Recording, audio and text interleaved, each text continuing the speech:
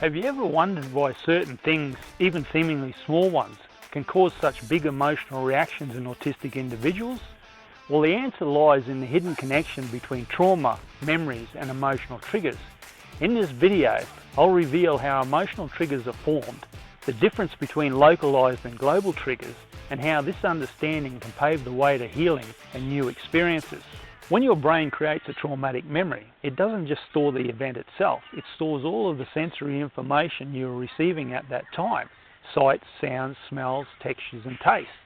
It also stores the emotion you're feeling in that moment: fear, sadness, anger, frustration, shame. Your brain, in an attempt to protect you, designates certain aspects of that memory as triggers for it. And when you encounter those triggers in your outer world, it reactivates that traumatic memory, recreating the stored emotion throughout your body, making it feel like the original event is happening all over again. Let's look at a common example. Someone with a traumatic memory of a spider. Their brain associates the sight of a spider with danger and stores that connection.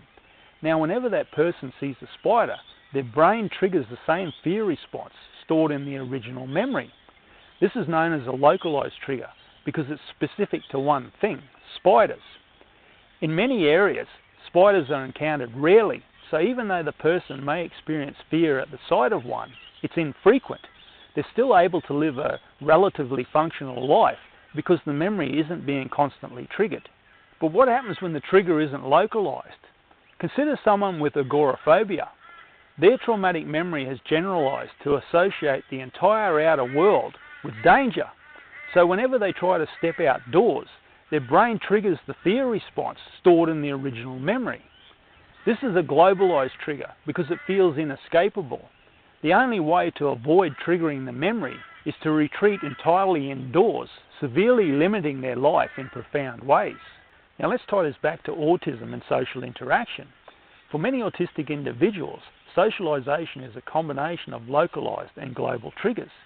Each individual person they encounter is a potential localized trigger, but because the world is filled with people, socialization itself becomes a globalized trigger. The sheer number of potential social encounters can make these triggers feel almost inescapable. Imagine trying to navigate through a world where every person you meet could unintentionally trigger a flood of past emotions like fear, shame, or rejection. Most of the behaviors and traits associated with autism are just the externalized expressions of trying to navigate through this emotional minefield. An individual may avoid eye contact, speak less, or withdraw from interactions, not because they don't want to connect, but because they're just trying to protect themselves from emotional pain. Traumatic memories accumulate over time. Each negative social experience, like being misunderstood, excluded, or ridiculed, creates another memory with its own set of triggers. These triggers layer on top of each other, surrounding the individual. And even though they may still have trigger-free zones where they can feel safe, the sheer number of triggers surrounding them can lead to heightened anxiety and a constant sense of being on edge. But when the triggers become so numerous that they feel inescapable, something even more damaging can occur: learned helplessness. This is when the individual feels that there's no way to avoid the pain or escape the triggers, leading to depression and even further withdrawal from the world. This sets up a vicious cycle. Avoiding social interactions reduces opportunities to develop and practice social skills. Without these skills, future social interactions are more likely to result in negative experiences, creating even more traumatic memories and triggers. The good news is this cycle can be broken. By healing the trauma stored in these negative memories, the emotional triggers start to dissolve because there's no longer any emotional pain for them to trigger. Over time, this opens up trigger-free zones in a person's life. Social situations that used to feel overwhelming now become less intimidating. The more memories are healed, the more these zones expand, creating space for safety, connection, and growth. Everything we've discussed so far is true for any kind of traumatic memory that comes with being on the spectrum.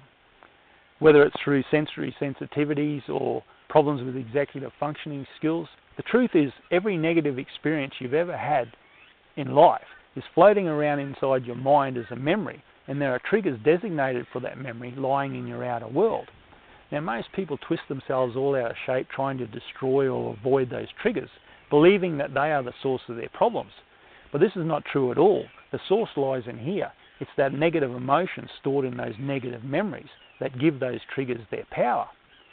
Now, we seem to live in this world where people are either offended by this or offended by that, and what they're saying is that they believe things outside of them are generating their emotions, and that's absolute bullshit.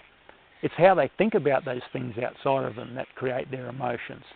Our emotions are generated by our thoughts, beliefs, and past experiences. While you believe things outside of you are the cause of your emotions, you'll never gain control of your life, and you'll always be a victim. To begin mastering your thoughts, emotions, and beliefs, you have to address that negative emotion that's stored in all of your negative memories. Visualization exercises and practicing gratitude can amplify this process by rewiring the brain towards more positive emotional states. Visualizing safe and enjoyable social interactions can prime the brain towards seeking out and recognizing these opportunities in real life. Practicing gratitude can shift focus away from triggers and fear, breaking old patterns of avoidance and opening the door to new experiences.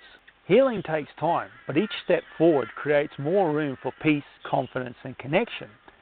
By understanding how triggers are formed and working to release the emotional pain stored in the memories they trigger, individuals can move beyond the cycles of trauma and discover new possibilities in their relationships and daily lives.